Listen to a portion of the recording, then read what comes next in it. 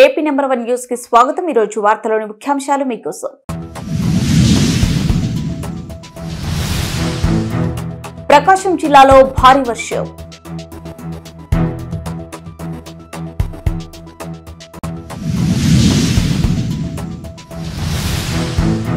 బోడ్రాయ్ ప్రతిష్ఠ కార్యక్రమంలో పాల్గొన్న డాక్టర్ గొట్టిపాటి లక్ష్మి, డాక్టర్ కడియాల లలిత్ సాగర్ దంపతులు।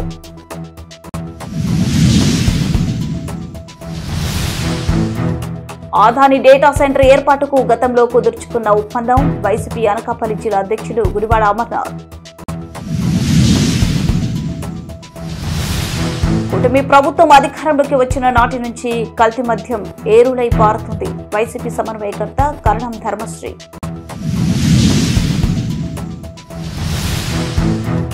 ప్రజల దృష్టిని డైవర్ట్ చేసేందుకు చంద్రబాబు ఒక కొత్త పాత్రను ప్రవేశపెట్టారు। చెల్లబోయిన వేణుగోపాలకృష్ణ। ప్రకాశం జిల్లాలో బుధవారం తెల్లవారుజామున వాతావరణం ఒక్కసారిగా మారి వర్షం దంచుకొట్టింది। ఆకాశం మేఘామృతమై ఉరుములతో కూడిన వర్షం జిల్లా వ్యాప్తంగా కురిసింది। ఈ వర్షంతో రోడ్లన్నీ జలమయమయ్యాయి। పిడుగులు పడే సూచనలు ఉండడంతో వాతావరణ శాఖ అధికారులు అత్యవసరమైతే తప్ప బయటికి రావద్దని హెచ్చరించారు। కాగా శంకరాయకొండ, ఖమ్మం, సంతనూతలపాడు తదితర ప్రాంతాల్లో వర్షం పడింది।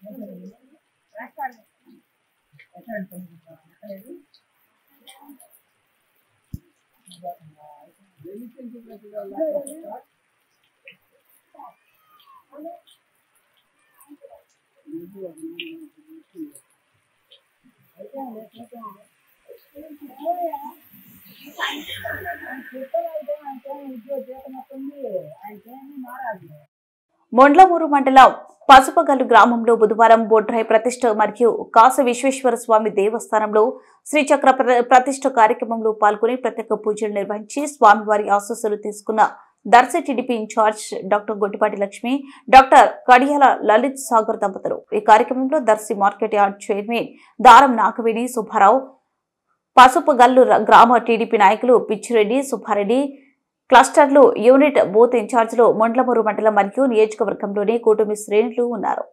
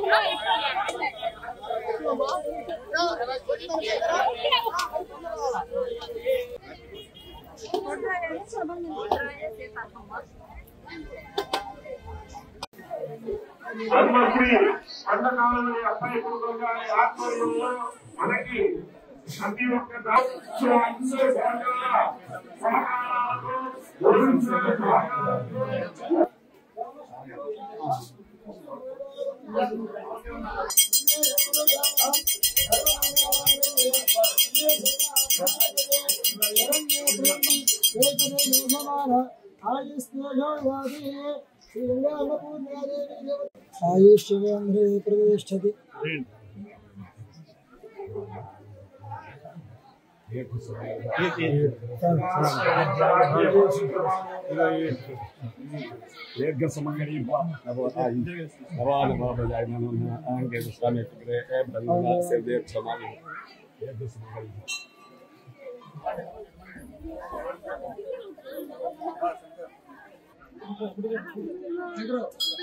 విశాఖలో గూగుల్ సంస్థను ముందు పెట్టి ఆధారి డేటా సెంటర్ ఏర్పాటుకు గతంలో కుదుర్చుకున్న ఒప్పందం విషయాన్ని సీఎం చంద్రబాబు నాయుడు దాచిపెడుతున్నారని, ప్రజలకు ఇప్పటికైనా వాస్తవాలు చెప్పాలని మాజీ మంత్రి వైసీపీ అనకాపల్లి జిల్లా అధ్యక్షుడు గుడివాడ అమర్నాథ్ చెప్పారు. విశాఖ వైసీపీ కార్యాలయంలో జరిగిన మీడియా సమావేశంలో అమర్ మాట్లాడుతూ, ఒప్పందంలో 22,000 కోట్ల రాయితీలను ఇచ్చేందుకు ఒప్పుకున్న సీఎం చంద్రబాబు దానివల్ల కేవలం 200 ఉద్యోగాలు మాత్రమే వస్తాయని నిజాన్ని ఎందుకు వెల్లడించలేకపోతున్నారని నిలదీశారు. దీనిని ప్రశ్నిస్తే తాము పెట్టుబడులకు వ్యతిరేకం అంటూ వైసీపీపై బురద చల్లుతున్నారని ఆగ్రహం వ్యక్తం చేశారు. వాస్తవానికి ఆధారి భాగస్వామ్యంతోనే గూగుల్ డేటా సెంటర్ ఏర్పాటుకు జగన్ ప్రభుత్వ హయాంలో ఒప్పందం జరిగిందని, ఉద్దేశపూర్వకంగానే ఆధాని పేరును బయట పెట్టకుండా ప్రభుత్వ జాగ్రత్తలు తీసుకుందని ఆరోపించారు. విశాఖపట్నం కేంద్రంగా 1 గిగావాట్ డేటా సెంటర్ ఏర్పాటు చేస్తూ వారు ప్రతిపాదన ఏదైతే ఉందో ఆ ప్రతిపాదనకు సంబంధించినటువంటి MOU ఒకటి ఈరోజు ఢిల్లీలో జరిగింది. అయితే ఈ ఒప్పందం విశాఖపట్నం కేంద్రంగా 4-5 లొకేషన్స్ లో దాదాపు $10 బిలియన్ సుమారు 87,000 కోట్ల రూపాయలతో ఈ రైడర్ అనేటువంటి గూగుల్ అనుబంధ సంస్థ విశాఖపట్నంలో డేటా సెంటర్స్ ఏర్పాటు చేస్తూ వారి తాలూకా ప్రపోజల్ ని MOU రూపంలో ఈరోజు దేశ రాష్ట్ర ప్రభుత్వాలతో ఈరోజు చేసుకున్నటువంటి సందర్భాన్ని అందరూ కూడా చూసాం. సహజంగా గూగుల్ అనే సంస్థ మన రాష్ట్రానికి వస్తుందని అన్నప్పుడు సహజంగా ఎవరన్నా దాన్ని స్వాగతిస్తాం. తద్వారా మనకి, మన ప్రాంతానికి, రాష్ట్రానికి, మన రాష్ట్రంలో ఉన్నటువంటి యువతకి ఓ పక్క ఉపాధి, ఓ పక్క రాష్ట్రానికి కూడా రెవెన్యూ జనరేట్ అవుతాయనేటువంటిది సహజంగా ఎవరన్నా సరే ఆశించేటువంటి క్రమం. అయితే తర్వాత వారి తాలూకా ఒప్పందం తర్వాత దేశ ప్రధాని గారు ట్వీట్ చేశారు, గూగుల్ CEO సుందర్ పిచ్చై గారు ట్వీట్ చేశారు. వారితో పాటు అదానీ గారు కూడా వారితో కలిసి, ఈ సంస్థతో కలిసి ఈ ప్రాజెక్ట్ టేకప్ చేస్తున్నటువంటి క్రమంలో మాకు సంతోషంగా ఉంది అనేటువంటి విషయాన్ని కూడా అదానీ అధినేత అయినటువంటి గౌతమ్ అదానీ గారు కూడా ట్వీట్ చేయడం జరిగింది. సరే, ఆ విషయాలన్నింటినీ లోతుగా వెళ్ళే కంటే ముందు కొన్ని ప్రశ్నలు నిపుణుల దగ్గర నుంచి సేకరించినటువంటి సమాచారం, రాష్ట్రంలో యువతకు ఉన్నటువంటి అవగాహన మేరకు, ప్రతిపక్షంగా మాకున్నటువంటి కొన్ని అనుమానాలు,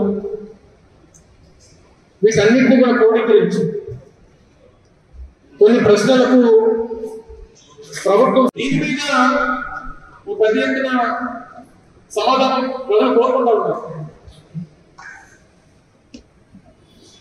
ఈరోజు అదానీ చూసిన తర్వాత ఓవరాల్ గా ఈ ప్రాజెక్ట్ సంబంధించినటువంటి ప్రమోషన్ కానీ, దీనికి బ్యాక్గ్రౌండ్ కానీ, మీరు రావడానికి, ఇక్కడ ఎస్టాబ్లిష్ చేయడానికి అదానీ గారి పాత్ర కూడా ఉందనేటువంటిది అర్థమవుతాం. సహజంగా వారి ట్వీట్ చూసిన తర్వాత వాళ్ళతో అయిపోతున్నాం. మరి ఇనీషియల్ గా అదానీని విశాఖపట్నం తీసుకొచ్చింది, వాళ్ళు ప్రమోట్ చేస్తాం జగన్మోహన్ రెడ్డి గారు. ఓవరాల్ గా మేము ఇనిషియల్ గా అదానీ గారికి ఏమి ఐటీ ఇండస్ట్రీ సెక్టర్ లో కానీ అందులో ఆయన పాత్ర లేదు. ఆయన ఒక పెద్ద ఎంటర్ప్రెన్యూర్ గా ఈ దేశంలో రెండో అతిపెద్ద సంపన్నుడిగా ప్రమోట్ చేయగలడు మన ప్రాంతాన్ని. ఈ ప్రాంతంలో ఆయనకి భూములు ఇస్తే ఆయన ప్రమోట్ చేసి ఈ సంస్థని ఇక్కడ తీసుకురాగలనేటువంటి ఉద్దేశంతో భూములు కేటాయింపు జరిగింది. ఇచ్చినప్పుడు కూడా ఆయన కమిట్మెంట్ తీసుకున్నాం. ఐటీ సెక్టర్ లో కూడా ఈ డెవలప్మెంట్ సెంటర్స్ ఏర్పాటు చేసి ఐటీ ఎంప్లాయ్మెంట్ క్రియేట్ చేయాలని చెప్పి కమిట్మెంట్ తీసుకున్నాం. సో ఇవన్నీ ఉన్నప్పుడు ఎన్ని ప్రశ్నలు వీటన్నిటి కూడా సమాధానం చెప్పాలనేటువంటిది నిపుణులు చెప్తా ఉన్నారు, ప్రజలు కోరుకుంటా ఉన్నారు, ఉపాధి కోసం ఎదురు చూస్తున్నటువంటి యువతలు కోరుకుంటా ఉన్నారు. సహజంగా ప్రతిపక్షంగా మేము కోరుకుంటాం, సమాజానికి విషయాలన్నీ తెలియజేసేటువంటి దాంట్లో మీరు కూడా కోరుకుంటారు. సో కేవలం గూగుల్ అనేటువంటి సంస్థ పేరు ముందు పెట్టి దయచేసి తండ్రి కొడుకులు ఇద్దరు కూడా మార్కెటింగ్ చేసుకోవడం మానేయండి అనేటువంటిది మా కాదు. మార్కెటింగ్ పక్కన పెట్టి ఈ సంస్థ రావడం వల్ల ఈ రాష్ట్రానికి, ఈ రాష్ట్రంలో యువతకి ఇది ఉపాధి కలుగుతుంది, ఈ రెవెన్యూ జనరేషన్ కలుగుతుంది అనేటువంటిది స్పష్టంగా ఈ ప్రభుత్వం నుంచి సమాధానం కోరుతా ఉన్నాం. కొంతమంది అవగాహన లేనటువంటి వ్యక్తులు మాట్లాడుతున్నారు కేబినెట్ లో అలాగే. రాష్ట్రంలో కూటమి ప్రభుత్వం అధికారంలోకి వచ్చిన నాటి నుంచి కల్తీ మద్యం ఏరులై పారుతుందని, కల్తీ మద్యానికి ఆంధ్రప్రదేశ్ అడ్డుగా మారిందని యలమంచిలి వైసీపీ సమన్వయకర్త కరణం ధర్మశ్రీ అన్నారు. విశాఖ నగర పార్టీ కార్యాలయంలో ఏర్పాటు చేసిన మీడియా సమావేశంలో ధర్మశ్రీ మాట్లాడుతూ నకిలీ మద్యంపై సిబిఐ విచారణ జరిపించాలని డిమాండ్ చేశారు. సిబిఐ విచారణ ద్వారా అసలు వాస్తవాలు బయటపడతాయన్నారు. కల్తీ మద్యం కేసు కోసమే చంద్రబాబు ఢిల్లీ పర్యటన చేపట్టారన్నారు. డైవర్షన్ కోసం జోగి రమేష్ పేరు తెరపైకి తెస్తున్నారని ఆరోపించారు. వాటర్లో తేడాల వలనే కల్తీ మద్యం కుంభకోణం బయటపడిందన్నారు. ముందుగా అనుకున్న ప్లాన్ ప్రకారమే జోగి రమేష్ పై వీడియో విడుదల చేయించారన్నారు. ఈ మద్యం మాఫియాలో ప్రభుత్వ పెద్దలు హస్తం ఉందన్నారు. Jogi Ramesh live detector test కు రెడీగా ఉన్నారని, చంద్రబాబు లోకేష్ లు కూడా లైవ్ డిటెక్టర్ టెస్ట్ కు సిద్ధమా అని సవాల్ విసిరారు. ఎప్పుడైనా ఒక దొంగ నిజంగా వైసీపీకి సంబంధించినటువంటి సన్నిహితుడు ఎవరైనా ఉంటే ఆ నిజంగా అలాంటి విదేశానికి పరిగెట్టుకొచ్చింది. తెలుగుదేశానికి సన్నిహితులు ఉన్నారు కాబట్టి జడ్జానికి జ్ఞానం వాడు ఎయిర్పోర్ట్ విజయవాడ ఎయిర్పోర్ట్ లో దిగాడు. ఎయిర్పోర్ట్ లో జడ్జాడు ఒక మంత్రి హోదాలో నడిచాడు. అంటే వెనకాల బడాబాబు అయినటువంటి చంద్రబాబు ఉన్నాడు, ఆ పక్కన ఉన్నటువంటి చంద్రబాబు ఉన్నాడు.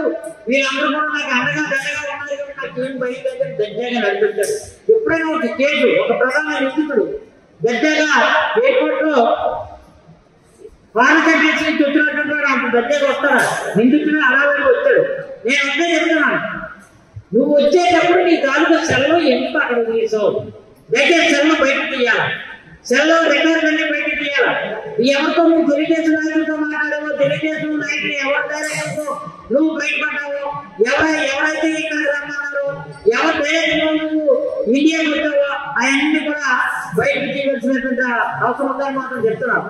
అంతేకాదు మొలక చెరువు నెక్లీ మద్యం మాఫియాలో కీలక పాత్రధారిలో ఉన్నటువంటి టీడీపీ నేత ఎవరంటే జగన్మోహన్ రెడ్డి విదేశాల నుంచి వరకు ఇంటికి రప్పించలేకపోతున్నారు. తెలుగుదేశం నాయకులు కానీ, తెలుగుదేశం ప్రభుత్వం కానీ, కూటమి ప్రభుత్వం కానీ ఎందుకు బయటకి వరకు రప్పించలేకపోతున్నారు? ఇంతవరకు ముఖం నోటీసు ఎందుకు జగన్మోహన్ రెడ్డికి ఇవ్వలేకపోతున్నారు? ఆయన పాలకర్తలు ఉండిపోయినట్టు ప్రధాన నిందితులు ఉన్న జనార్దన్ చేత రప్పించి ఒక వీడియో ఎడిట్ చేయించి ఇక్కడేమో గవర్నమెంట్ ప్రమేయం ఉంది అని చెప్పడం ఏంటి అంటే అసలు అందరినీ కూడా ఏమో పాలకర్తలు అక్కడ ఉందండి, బయట రాకుండా అక్కడ ఉందండి అని అక్కడ పెట్టడం, ఇక్కడ రాకుండా ఆపడం, ఇది పద్ధతిగా అంటే ఇదన్నీ కూడా బయట పడిపోతాయని లేదు. జనార్దన్ సెల కూడా అక్కడ విదేశాల్లో వచ్చినటువంటి సెల్లో అది కానీ పెట్టేసి అది కూడా ఈ గుట్టంతో బయటపడిపోతున్న ఉద్దేశంతో ఇది కేవలం ఈ నకిలీ మద్యం ద్వారా గుట్టు రద్దయిపోతున్న ఉద్దేశంతో మీరు ఎటు పూర్తి సంపాదించిన కోట్లను కూడా మనీ బయటకు కట్టవలసి ఉంటున్న ఉద్దేశంతో సిబిఐ దర్యాప్తుని ఒప్పుకోలేదని మాత్రం చెప్తూ వ్యాఖ్యానంగా చంద్రబాబు నాయుడు ఏంటంటే అత్యధిక ఎట్టి పరిస్థితుల్లో దీన్ని ప్రత్యేక యాపం పెడుతున్నాను అని చెప్పాడు. ఇది కేవలం ఈ యాపం పెట్టి ఇదేదో చిన్న కేసుకుని పరిమితం చేద్దామని అనుకున్నారు. కానీ నకిలీ మద్యం అయితే మాత్రం చెప్తున్నాను, ఇక్కడే కాదు ఆంధ్రప్రదేశ్ అక్కడ ఉన్నటువంటి అక్కడ ఎక్కడైతే అమరావతి దగ్గర నుంచి కానీ లేదా అనంతపూర్ దగ్గర నుంచి కానీ ఇది అనకాపల్లి వరకు ఇటు పరవాడ వరకు కూడా విస్తారంగా నకిలీ మద్యం విస్తారంగా అన్ని సౌకర్యాలుగా విస్తరంగా ఉంటుంది.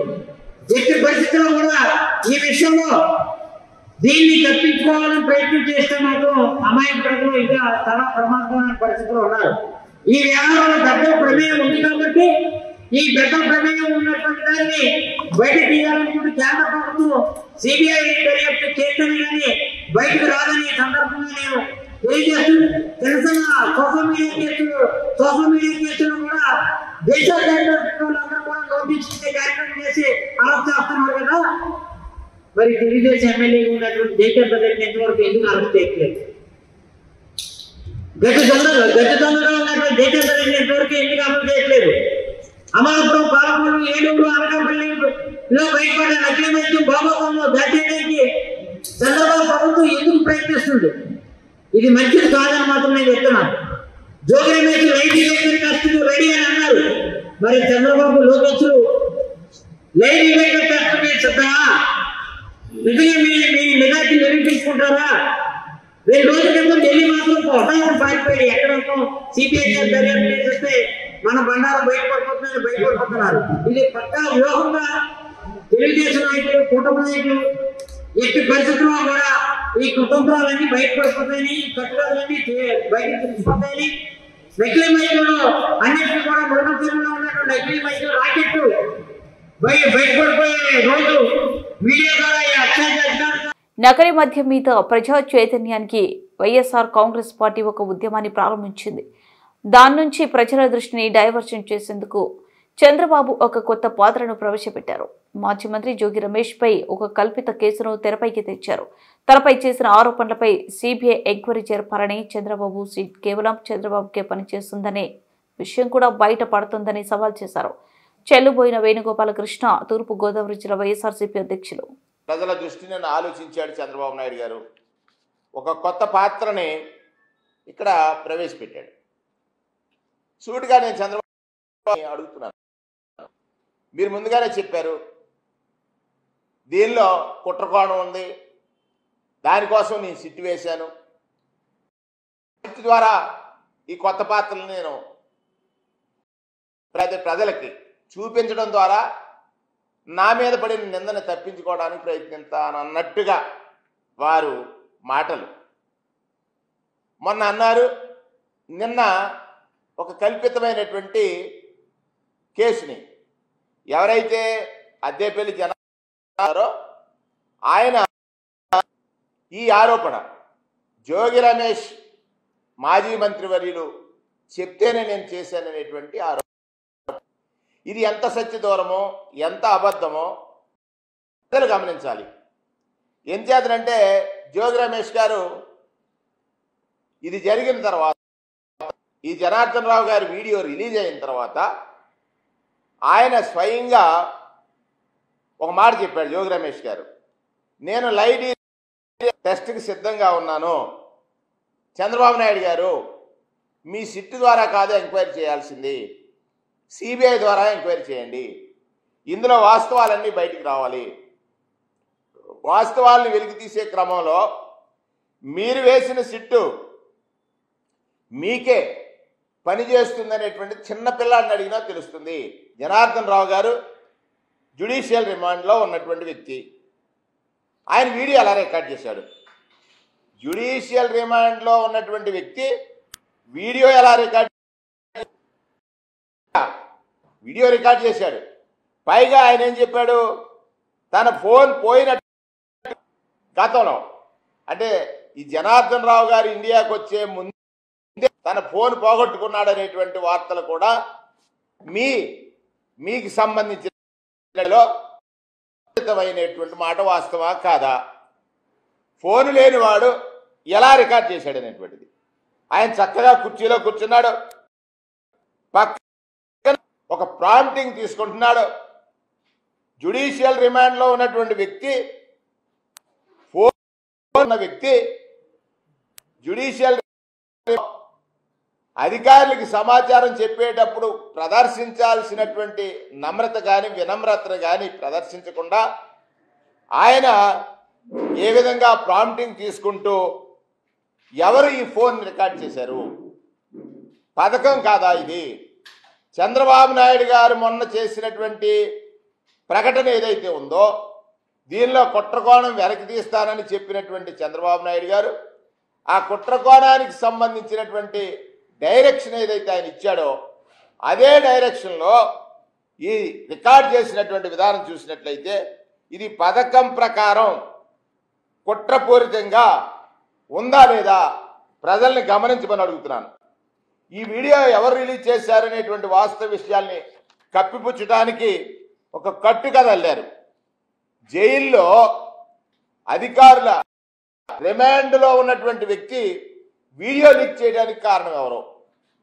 ఈ జయచంద్రారెడ్డి గారికి జనార్దన్ గారు ఎంత క్లోజో ఈ ఇద్దరు చంద్రబాబు నాయుడు గారితో కలిసి ఉన్నటువంటి బీఫారం తీసుకున్నటువంటి ఫోటోలు ఇవాళ పత్రికల్లో, మీ పత్రికల్లో, అన్ని పత్రికల్లో వచ్చాయి. ఇక్కడ ఒక కట్టుకథను మీరు అల్లాలనుకున్నారు. ఏంటి? జోగి రమేష్ గారికి ఈ జనార్దన్ రావు గారు సన్నిహితులైనటువంటి ఒక కట్టుకథను. వార్తలు ముగించే ముందు ముఖ్యాంశాలు మరోసారి. ప్రకాశం జిల్లాలో భారీ వర్షం.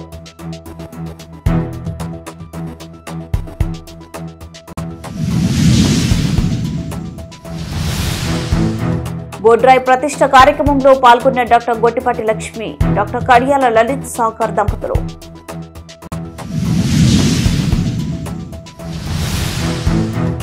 ఆదాని డేటా సెంటర్ ఏర్పాటుకు గతంలో కుదుర్చుకున్న ఒప్పందం. వైసీపీ అనకాపల్లి జిల్లా అధ్యక్షుడు గుడివాడ అమర్నాథ్. కూటమి ప్రభుత్వం అధికారంలోకి వచ్చిన నాటి నుంచి కల్తీ మద్యం ఏరులై పారుతుంది. వైసీపీ సమన్వయకర్త కరణం ధర్మశ్రీ.